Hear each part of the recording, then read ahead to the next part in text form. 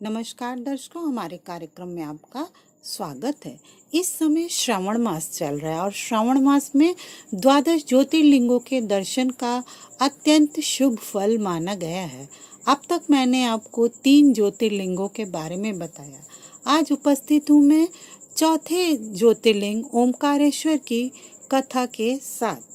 यह ज्योतिर्लिंग मध्य प्रदेश में पवित्र नर्मदा नदी के तट पर स्थित है। इस स्थान पर नर्मदा के 2 धाराओं में विभक्त हो जाने से बीच में एक टापू सा बन गया है। इस टापू को मांधाता पर्वत या शिवपुरी कहते हैं। नदी की एक धारा इस पर्वत के उत्तर और दूसरी दक्षिण होकर बहती है। दक्षिण वाली धारा ही मुख्य धारा मानी जाती है। इसी मांधाता पर्वत पर श्री ओंकारेश्वर ज्योतिर्लिंग का मंदिर स्थित है। पूर्व काल में राजा मांधाता ने इसी पर्वत पर अपनी तपस्या से भगवान शिव को प्रसन्न किया था। इसी से इस पर्वत को मांधाता पर्वत कहा जाने लगा। इस ज्योतिर्लिंग मंदिर के भीतर 2 कोठरियों से होकर जाना पड़ता है। भीतर अंधेरा रहने के कारण यहाँ निरंतर प्रकाश जलता रहता है। ओंकारेश्वर लिंग मनुष्य निर्मित नहीं है, स्वयं प्रकृति ने इसका निर्माण किया है। इसके चारों ओर हमेशा जल भरा रहता है। संपूर्ण मांधाता पर्वत ही भगवान शिव का रूप कहा जाता है। इसी कारण इसे शिवपुरी भी कहते हैं। लोग भक्ति पूर्वक इसकी परिक्रमा करते हैं। कार्तिकीय पूर्णिमा के दिन यहाँ बहुत भारी मेला लगता है। लोग भगवान शिव जी को चने की दाल चढ़ाते हैं। रात्रि की शिव आरती का कार्यक्रम बड़ी भव्यता के साथ होता है। तीर्थयात्रियों को इसके दर्शन अवश्य करने चाहिए। इस ओंकारेश्वर ज्योतिर्लिंग के 2 स्वरूप हैं। एक को ममलेश्वर के नाम से जाना जाता है। यह नर्मदा के दक्षिण तट पर ओंकारेश्वर से थोड़ी दूर हटकर है। पृथक होते हुए भी दोनों की गणना एक ही में की जाती है।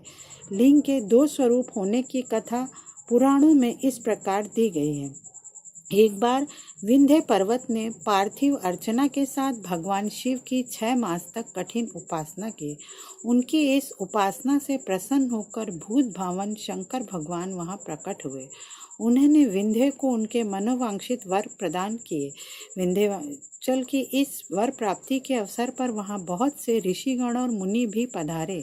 उनकी प्रार्थना पर शिव जी ने अपने ओंकारेश्वर नामक लिंग के 2 भाग किए। एक का नाम ओंकारेश्वर और दूसरे का अमलेश्वर पड़ा। दोनों लिंगों का स्थान और मंदिर पृथक होते हुए भी दोनों की सत्ता और स्वरूप एक ही माना गया है।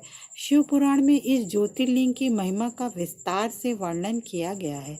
इस ओंकारेश्वर और श्री ममलेश्वर के दर्शन का पुण्य बताते हुए नर्मदा स्नान के पावन फल का भी वर्णन किया गया है। प्रत्येक मनुष्य को इस क्षेत्र की यात्रा अवश्य ही करनी चाहिए। लौकिक पारलौकिक दोनों प्रकार के उत्तम फलों की प्राप्ति भगवान ओंकारेश्वर की कृपा से सहज ही हो जाती है।